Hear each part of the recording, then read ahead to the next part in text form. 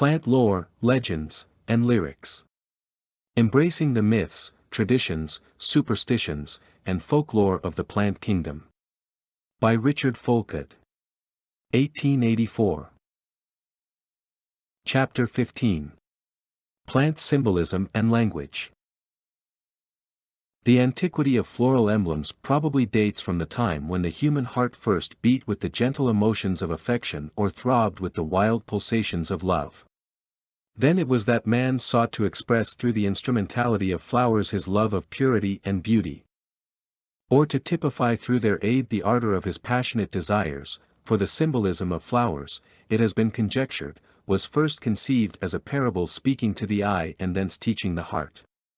Driven, in his struggle for existence, to learn the properties of plants in order to obtain wholesome food, man found that with the beauty of their form and color they spoke lovingly to him. They could be touched, tasted, handled, planted, sown, and reaped.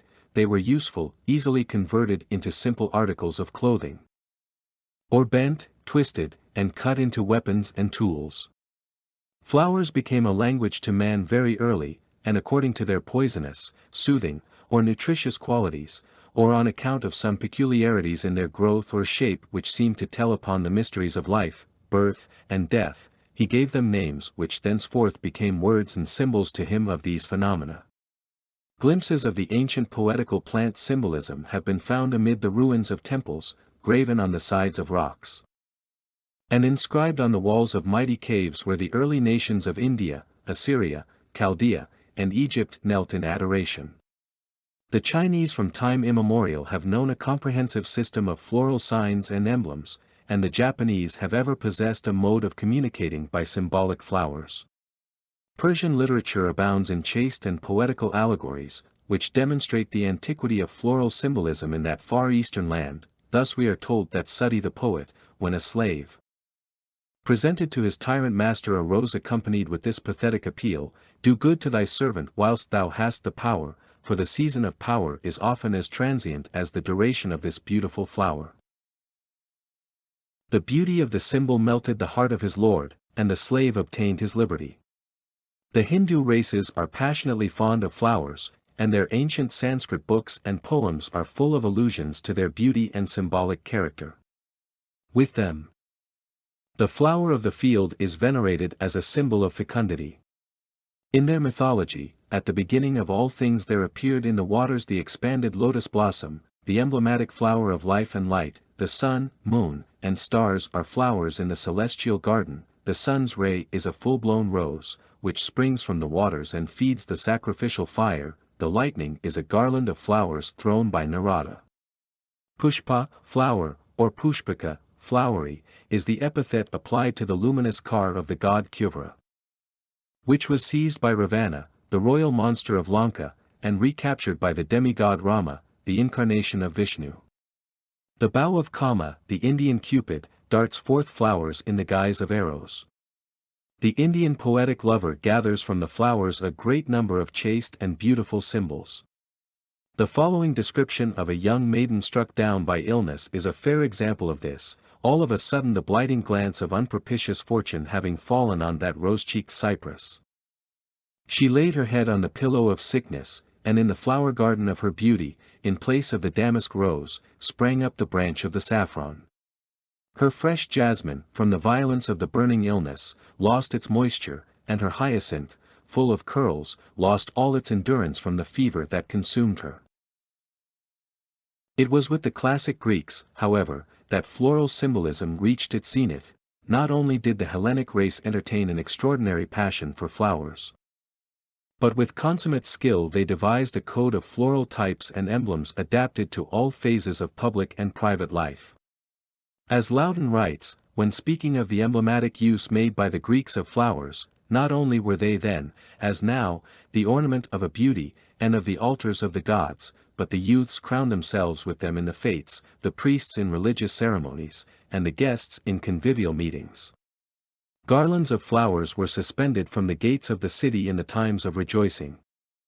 The philosophers wore crowns of flowers, and the warriors ornamented their foreheads with them in times of triumph.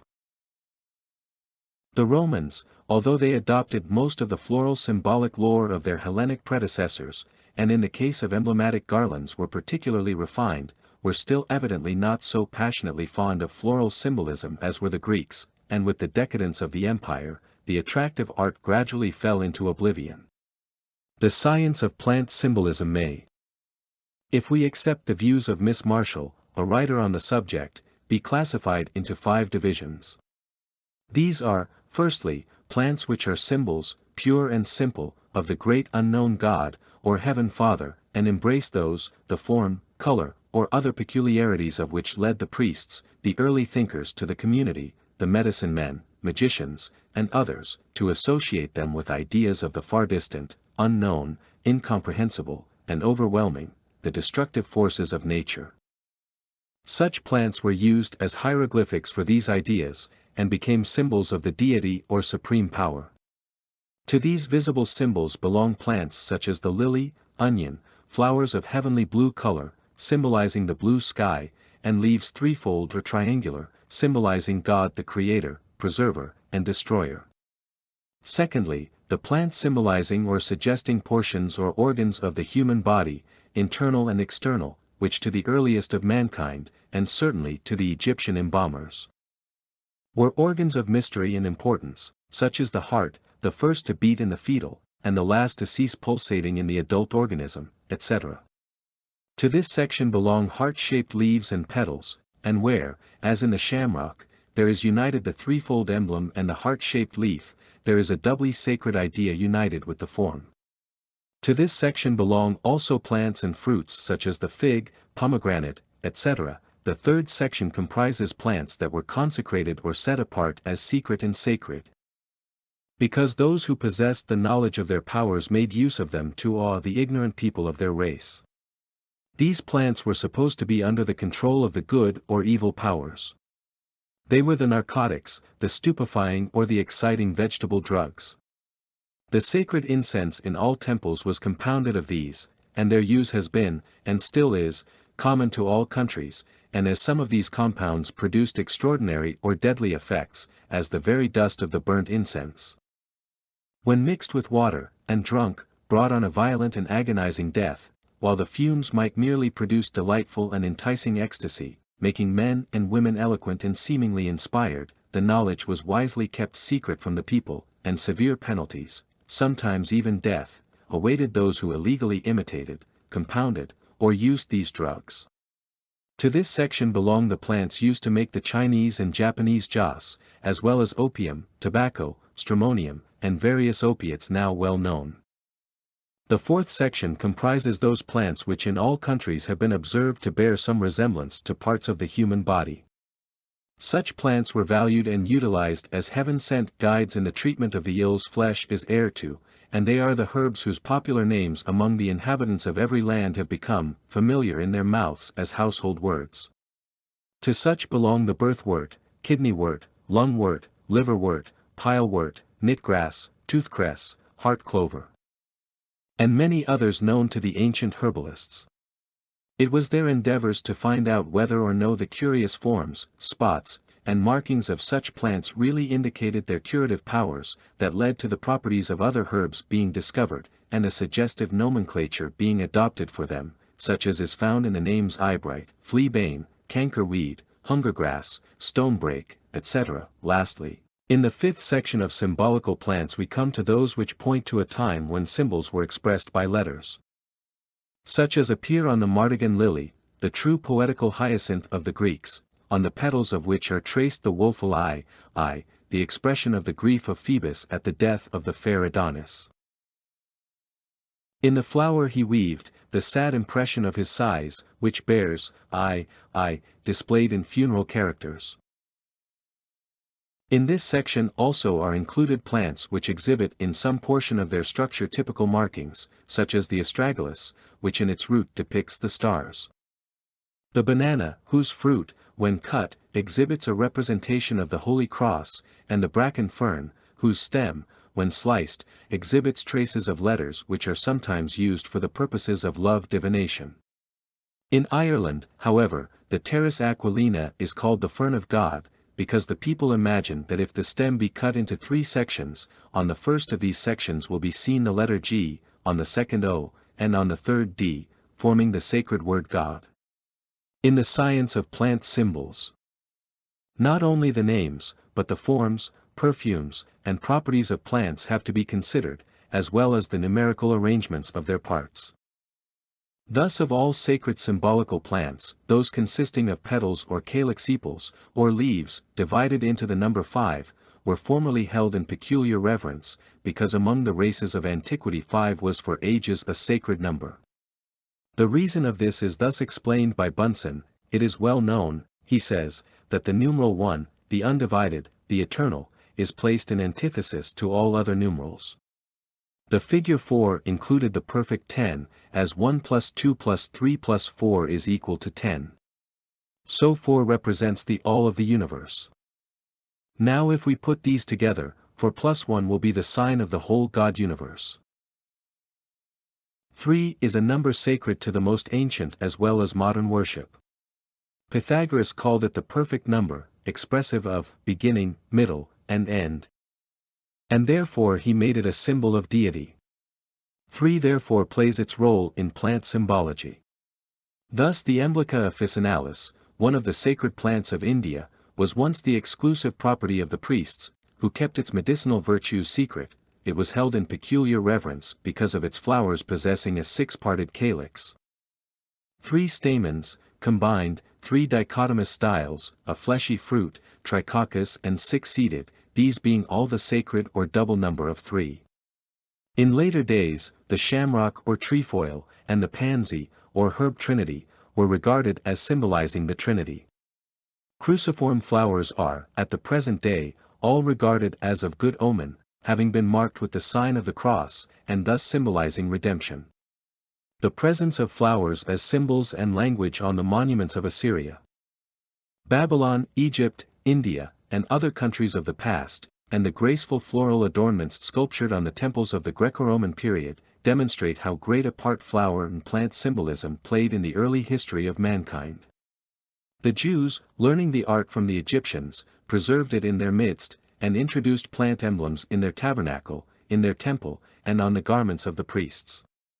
Flowers with golden rays became symbols of the sun, and as the sun was the giver of life and warmth, the bringer of fertility, the symbolic flowers stood as symbol words for these great gifts, and gradually all the mysterious phenomena connected with birth, reproduction, and fecundity, were represented in plant, flower, and fruit symbolism, for not only were flowers early used as a pictorial language, but the priests made use of fruits, herbs, shrubs, and trees to symbolize light, life, warmth, and generation. Let us take a few examples. When in the spring, church altars and fonts are piously adorned with white lilies, which are, in some countries, carried about, worn, and presented by ladies to each other in the month of May. Few of them, we may be sure, imagine that they are perpetuating the plant symbolism of the sun worship of ancient Egypt. Miss Marshall tells us that, in Catholic countries the yellow anthers are carefully removed, their white filaments alone are left, not, as folks think, that the flower may remain pure white, but that the fecundating or male organs being removed, the lilies may be true flower symbols or visible words for pure virgins. For the white dawn as yet unwed to the day, for the pure cold spring as yet yielding no blossoms and summer fruits. Of the flowers consecrated to their deities by the symbol worshipper of India and Egypt, the most prominent is the sacred lotus, whose leaf was the emblem and cradle of creative might. It was anciently revered in Egypt as it is now in Hindustan, Tibet, and Nepal, where the people believe it was in the consecrated bosom of this plant that Brahma was born, and that Osiris delights to float. From its peculiar organization the lotus is virtually self-productive. Hence it became the symbol of the reproductive power of all nature, and was worshipped as a symbol of the all-creative power. The same floral symbol occurs wherever in the northern hemisphere symbolic religion has prevailed. The sacred images of the Tartars, Japanese, and Indians are almost all represented as resting upon lotus leaves. The Chinese divinity, Putsa, is seated in a lotus, and the Japanese god is represented sitting in a water lily. The onion was formerly held in the highest esteem as a religious symbol in the mysterious solemnities and divinations of the Egyptians and Hindus. In the first place, its delicate red veins and fibers rendered it an object of veneration, as typifying the blood, at the shedding of which the Hindu shudders. Secondly, it was regarded as an astronomical emblem, for on cutting through it, there appeared beneath the external coat a succession of orbs, one within another, in regular order, after the manner of revolving spheres. The rose has been made a symbolic flower in every age. In the East, it is the emblem of virtue and loveliness. The Egyptians made it a symbol of silence, the Romans regarded it as typical of festivity. In modern times it is considered the appropriate symbol of beauty and love, the half-expanded bud representing the first dawn of the sublime passion, and the full-blown flower the maturity of perfect love. The asphodel, like the hyacinth of the ancients, was regarded as an emblem of grief and sorrow. The myrtle, from its being dedicated to Venus, was sacred as a symbol of love and beauty. White flowers were held to be typical of light and innocence, and were consecrated to virgins. Somber and dark-foliaged plants were held to be typical of disaster and death. The floral symbols of the scriptures are worthy of notice. From the circumstance of Elijah having been sheltered from the persecutions of King Ahab by the juniper, that tree has become a symbol of succor or an asylum. The almond was an emblem of haste and vigilance to the Hebrew writers. With Eastern poets, however, it was regarded as a symbol of hope. Throughout the East, the aloe is regarded as a religious symbol, and is greatly venerated. It is expressive of grief and bitterness, and is religiously planted by the Mohammedans at the extremity of every grave. Burckhardt says that they call it by the Arabic name sabr, signifying patience, a singularly appropriate name. For as the plant is evergreen, it whispers to those who mourn for the loved ones they have lost, patience in their affliction. The clover is another sacred plant symbol. St. Patrick chose it as an emblem of the Trinity when engaged in converting the Irish, who have ever since, in the shamrock, regarded it as a representative plant. The Druids thought very highly of the trefoil because its leaf symbolized the three departments of nature, the earth, the sea, and the heaven. But of all plant symbols, none can equal in beauty or sanctity the passion flower, the lovely blossom of which, when first met with by the Spanish conquerors of the New World, suggested to their enthusiastic imagination the story of our Saviour's passion. The Jesuits professed to find in the several parts of the maracot the crown of thorns, the scourge, the pillar, the sponge, the nails, and the 5 wounds, and they issued drawings representing the flower with its inflorescence distorted to suit their statements regarding its almost miraculous character. John Parkinson, in his Paradisus Terrestris, 1629, gives a good figure of the Virginian species of the plant, as well as an engraving of the Jesuits' figure of the maricoque, Granadillus frutex indicus Christi passionis imago. But, as a good Protestant, he feels bound to enter his protest against the superstitious regard paid to the flower by the Roman Catholics, and so he writes, "Some superstitious Jesuits would fain make men believe that in the flower of this plant are to be seen all the marks of our Saviour's passion, and therefore call it flos passionis, and to that end have caused figures to be drawn and printed, with all the parts proportioned out, as thorns, nails, spear, whip, pillar, etc., in it, and as true as the sea burns, which you may well perceive by the true figure taken to the life of the plant, compared with the figure set forth by the Jesuits, which I have placed here likewise for everyone to see, but these be their advantageous lies, which with them are tolerable, or rather pious and meritorious, wherewith they use to instruct their people, but I dare say, God never willed his priests to instruct his people with lies, for they come from the devil, the author of them." In early times, it was customary in Europe to employ particular colors for the purpose of indicating ideas and feelings, and in France where the symbolical meaning of colors was formed into a regular system, much importance was attached to the art of symbolizing by the selection of particular colors for dresses, ornaments, etc. In this way, flowers of various hues became the apt media of conveying ideas and feelings, and in the ages of chivalry the enamored knight often indicated his passion by wearing a single blossom or posy of many-hued flowers. In the romance of Perceforest, a hat adorned with roses is celebrated as a favorite gift of love, and in Amadis de Gaul, the captive Oriana is represented as throwing to her lover a rose wet with tears, as the sweetest pledge of her unalterable faith. Red was recognized as the color of love, and therefore the rose, on account of its tint, was a favorite emblem. Of the various allegorical meanings which were in the Middle Ages attached to this lovely flower, a description will be found in the celebrated Romance de la Rose, which was commenced in the year 1620 by Guillaume de Loris, and finished 40 years later by Jean de Meung. In France, during the Middle Ages, flowers were much employed as emblems of love and friendship. At the banquet given in celebration of the marriage of Charles the Bold, Duke of Burgundy, with the English princess, Margaret, several ingenious automata were introduced, one being a large unicorn, bearing on its back a leopard, which held in one claw the standard of England, and on the other a daisy, or marguerite. The unicorn having gone round all the tables, halted before the Duke, and one of the maîtres d'hôtel, taking the daisy from the leopard's claw, presented it, with a complimentary address to the royal bridegroom. In the same country, an act of homage, unique in its kind, was paid to a lady in the early part of the 17th century. The Duke of Montlosier, on obtaining the promise of the hand of Mademoiselle de Rambouillet, sent to her, according to custom, every morning till that fixed for the nuptials, a bouquet composed of the finest flowers of the season. But this was not all. On the morning of New Year's Day, 1634, the day appointed for the marriage, he laid upon her dressing table a magnificently bound folio volume, on the parchment leaves of which the most skillful artists of the day had painted from nature a series of the choicest flowers cultivated at that time in Europe. The first poets of Paris contributed the poetical illustrations, which were written by the cleverest penmen under the different flowers.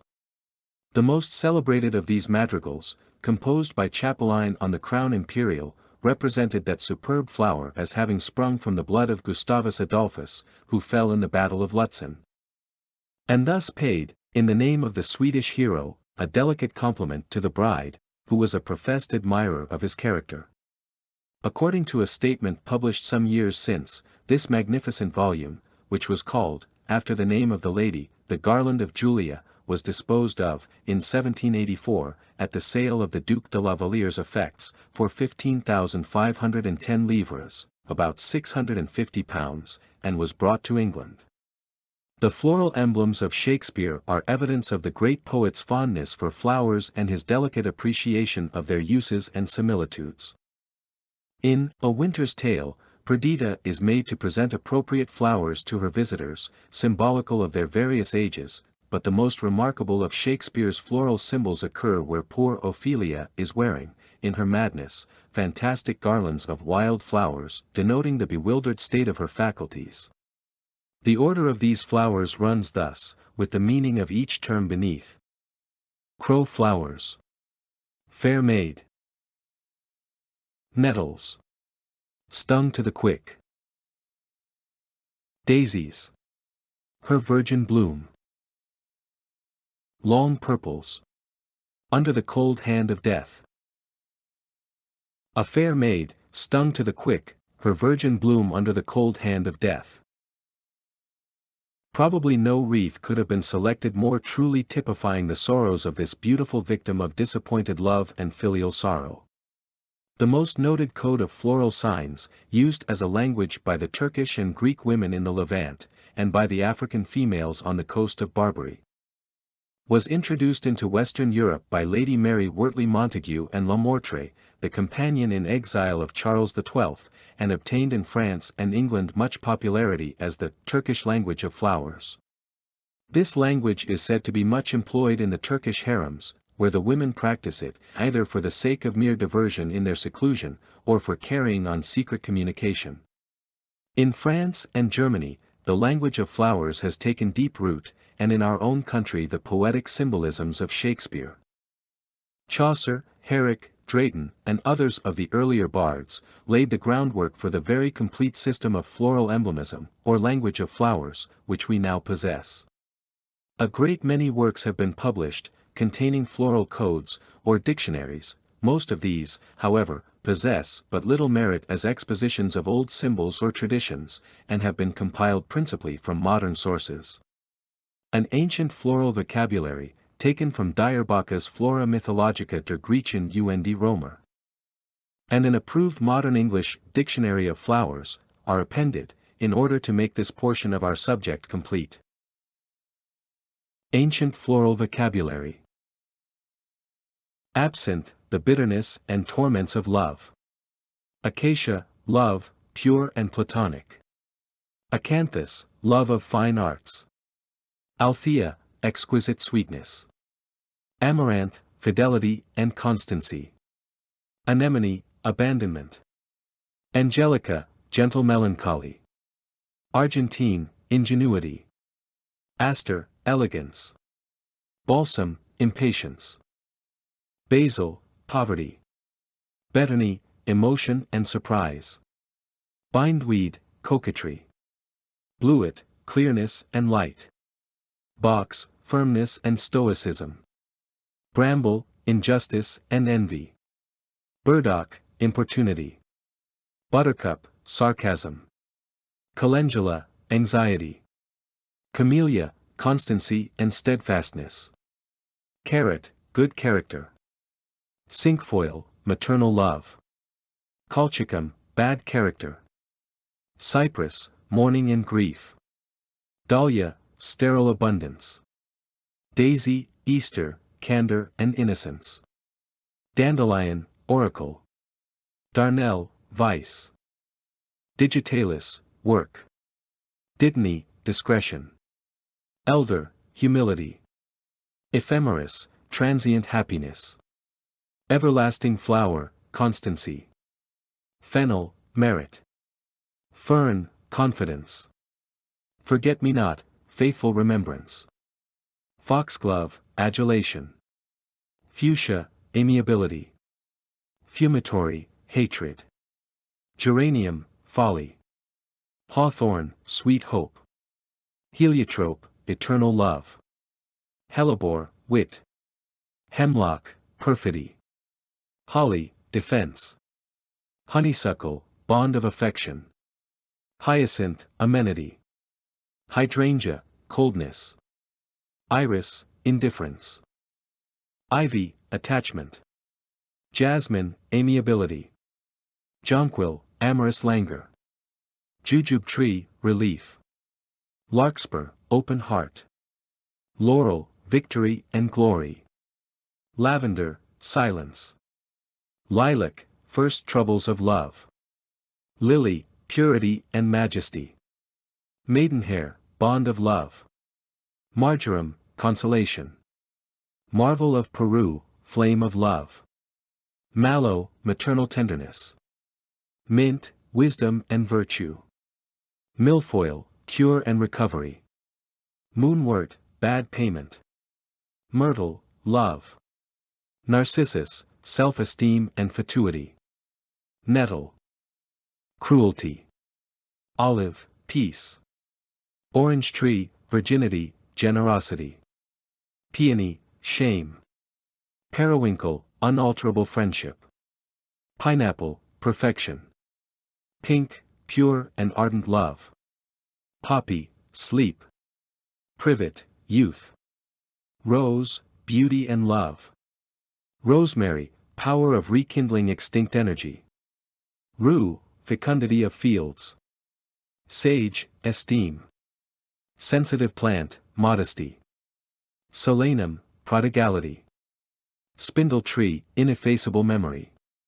Strawberry, intoxication, delight. Thyme, spontaneous emotion. Trefoil, uncertainty. Tulip, grandeur. Valerian, readiness. Vervain, pure affection. Viburnum, coolness. Violet, modesty. A dictionary of flowers. Acacia, friendship. Acanthus, the arts. Achillea millifolia, war. Adonis, floss, painful recollections. Agrimony, thankfulness. Almond tree, indiscretion. Aloe, grief. Amaranth, immortality. Amaryllis, pride. Anemone, forsaken. Angelica, inspiration. Onrek, royalty. Apple blossom. Preference. Ash tree, grandeur. Asphodel, my regrets follow you to the grave. Aster, China, variety. Balm of Gilead, cure. Balsam, impatience. Barberry, sourness of temper. Basil, hate. Beech, prosperity. Bilberry, treachery. Blatternut, frivolous amusement. Borage, bluntness. Box tree, stoicism. Bramble, envy. Broom, humility and neatness. Buckbean, calm repose. Bugloss, falsehood. Bulrush, indiscretion. Burdock, touch me not. Buttercup, ingratitude. Cactus, Virginia, horror. Canterbury bell, constancy. Catchfly, snare. Champignon, suspicion. Cherry tree, good education. Chestnut tree, do me justice. Chicory, frugality. Cinquefoil, beloved daughter. Circea, spell. Clematis, artifice. Clotbur, rudeness. Clove tree, dignity. Columbine, folly. Convolvulus, night, night. Coriander, hidden merit. Corn, riches. Corn bottle, delicacy. Cornell cherry, durability. Cowslip, American, you are my divinity. Cress, resolution. Crown imperial, power. Cuscuta, meanness. Cypress, mourning. Daffodil, self-love. Daisy, innocence. Dandelion, the rustic oracle. Day-lily, yellow, coquetry. Dittany, childbirth. Dock, patience. Dodder, meanness. Ebony tree, blackness. Eglantine, poetry. Fennel, strength. Fig, longevity. Fir tree, elevations. Flax, I feel your kindness. Flower de luce, flame. Forget me not, forget me not. Fraxinella, fire. Fuller's teasel, misanthropy. Geranium, deceit. Grass, utility. Hawthorn, hope. Hazel, peace, reconciliation. Heart's ease, think of me. Heath, solitude. Heliotrope, Peruvian, devoted attachment. Helenium, tears. Hepatica, confidence. Holly, foresight. Hollyhock, ambition. Honeysuckle, generous and devoted affection. Hop, injustice. Hornbeam, ornament. Horsechestnut, luxury. Hortensia, you are cold. Hyacinth, game, play. Ice plant, your looks freeze me. Ipomaea, I attach myself to you. Iris, message. Ivy, friendship. Jasmine, amiability. Jonquil, desire.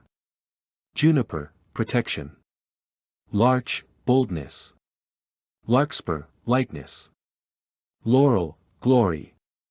Laurestinus, I die if neglected. Lavender, mistrust. Leaves, dead, sadness, melancholy. Lilac, first emotions of love. Lily, majesty. Lily of the valley, return of happiness. Linden tree, conjugal love. Liverwort, confidence. London pride, frivolity. Lotus, eloquence. Lucerne, life. Madder, calumny. Maidenhair. Secrecy. Mallow, beneficence. Manchineel tree, falsehood. Maple, reserve. Mandrake, rarity. Marigold, grief. Marvel of Peru, timidity. Meadow saffron, my best days are past. Mezzarian, coquetry, desire to please. Mignonette, your qualities surpass your charms. Milkwort, hermitage. Mistletoe, I surmount all difficulties. Moonwort, forgetfulness. Moss, maternal love. Mulberry tree, black, I shall not survive you. Musk plant, weakness. Myrobalan, privation. Myrtle, love. Narcissus, self-love. Nettle, cruelty. Nightshade, bittersweet, truth. Nosegay, gallantry. Oak, hospitality. Olive, peace. Offreeze, spider, skill. Orange flower, chastity. Orchis, bee, error. Palm, victory. Parsley, festivity. Passion flower, faith. Peony, shame, bashfulness. Peppermint, warmth of feeling. Periwinkle, tender recollections. Pineapple, you are perfect. Pink, pure love. Plane tree, genius. Plum tree, keep your promises. Poplar, black, courage. Poppy, consolation. Potato, beneficence. Primrose, childhood. Privet, prohibition. Quince, temptation. Ranunculus, you are radiant with charms. Reeds, music. Rose, love. Rosebud, a young girl. Rosemary, your presence revives me. Rue, wild, morals. Rush, docility. Saffron, beware of excess. Sage, esteem. Sainfoin, shaking, agitation. St. John's wort, superstition. Sardonia, irony. Sensitive plant, chastity. Snapdragon, presumption. Snowdrop, hope. Sorrel, wood, joy. Speedwell, fidelity. Spindle tree, your charms are engraven on my heart. Star of Bethlehem, purity. Stock, lasting beauty. Stone crop, tranquility. Straw, broken, rupture of a contract. Strawberry, perfection. Sunflower, false riches. Sweet Sultan, happiness. Sweet William, finesse. Sycamore, curiosity. Syringa, fraternal love. Tansy, wild, I declare war against you. Tendrils of creepers, ties. Thistle, surliness. Thorn apple, deceitful charms. Thrift, sympathy. Time, activity. Tremella nostoc, resistance. Truffle, surprise.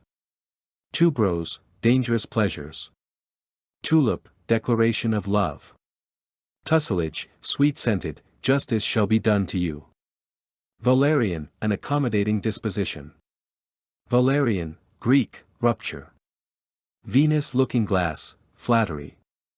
Veronica, fidelity. Vervain, enchantment. Vine, intoxication. Violet, modesty. Violet, white, innocence, candor. Wallflower, fidelity in misfortune. Walnut, stratagem. Whortleberry, treachery. Willow. Weeping, mourning. Wormwood, absence. Yew, sorrow.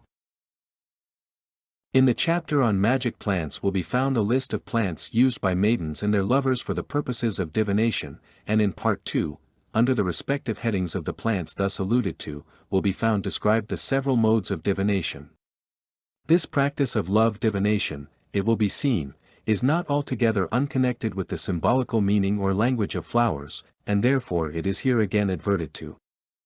In many countries it is customary to pluck off the petals of the marigold, or some other flower of a similar nature, while certain words are repeated, for the purpose of divining the character of an individual.